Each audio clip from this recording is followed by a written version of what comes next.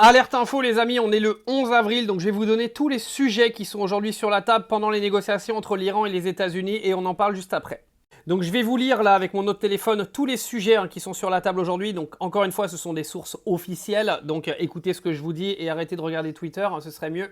Donc premier sujet très important, donc l'Iran veut un cessez-le-feu au Liban, où les attaques israéliennes contre les militants du Hezbollah soutenus par l'Iran ont tué près de 2000 personnes depuis le début des combats en mars, c'est-à-dire que pendant qu'il y avait toute la concentration des gens sur l'Iran, Israël a tué plus de 2000 personnes au Liban depuis début mars.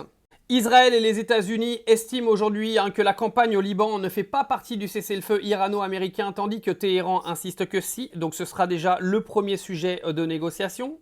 Deuxième sujet de négociation, l'Iran veut que les États-Unis débloquent les avoirs iraniens et mettent fin aux sanctions qui paralysent son économie depuis des années. Washington a indiqué être ouvert à un allègement significatif des sanctions, mais uniquement en échange de concessions de l'Iran sur ses programmes nucléaires et balistiques. Donc les amis, j'ai une information à vous donner par rapport à ça, parce qu'il y a eu de l'évolution, et sachez que tous les avoirs gelés au Qatar des Iraniens vont être levés après acceptation des Américains. Donc ça, c'est un énorme premier échec de la part de Donald Trump parce que du coup, il s'est pointé en Iran et du coup, l'Iran va pouvoir débloquer des avoirs qui étaient gelés depuis des années. Troisième sujet de négociation, donc le détroit d'Ormuz. Donc l'Iran veut la reconnaissance de son autorité sur le détroit d'Ormuz, où il cherche à percevoir des droits de transit et à contrôler l'accès, ce qui représenterait un énorme bouleversement de la puissance régionale. Les États-Unis veulent qu'il reste ouvert aux pétroliers et autres trafics, et sans aucune restriction.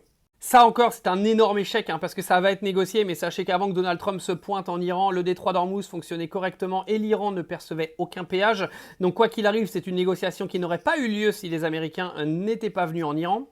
Autre point de négociation, l'Iran devrait exiger une compensation pour tous les dommages subis durant la guerre de 6 semaines. Les États-Unis n'ont pas commenté cette demande, donc clairement l'Iran demande des remboursements de tous les dégâts qui ont été commis sur son territoire. Autre point, l'Iran veut être autorisé à enrichir de l'uranium, ce que Washington a exclu et que le président Trump qualifie de non négociable. Donc ça, pareil, on va en reparler bientôt. Israël et les États-Unis veulent tous deux que les capacités balistiques de l'Iran soient drastiquement réduites. Téhéran a déclaré que son formidable arsenal de missiles est non négociable. Et là-dessus, il est hors de question aujourd'hui que l'Iran se démunise de ses missiles. Vous imaginez ce qu'Israël serait capable de faire à l'Iran. Donc moi, je suis totalement contre. Et l'Iran, de toute façon, ne cédera pas sur ce point-là. Et je pense que tout le monde est d'accord pour dire que l'Iran a le droit à sa souveraineté et à sa défense. Israël n'est pas là pour contrôler tous les pays du monde. Et dernier point qui va être négocié, l'Iran veut le retrait des forces de combat américaines de la région, ce qui sera fait, la cessation de la guerre sur tous les fronts et un engagement de non-agression. Trump a promis de maintenir des actifs militaires au Moyen-Orient jusqu'à la conclusion d'un accord de paix et averti d'une escalade majeure des combats en cas de non-respect. Donc ça, ce sont donc tout ce qui va être négocié aujourd'hui entre les États-Unis et l'Iran. Je vous tiendrai au courant une fois qu'on aura eu des détails par rapport à tout ça, mais sachez qu'il quasiment dans l'intégralité de tout ce qui va être traité aujourd'hui, tous ces problèmes-là n'avaient quasiment pas lieu avant l'intervention américaine.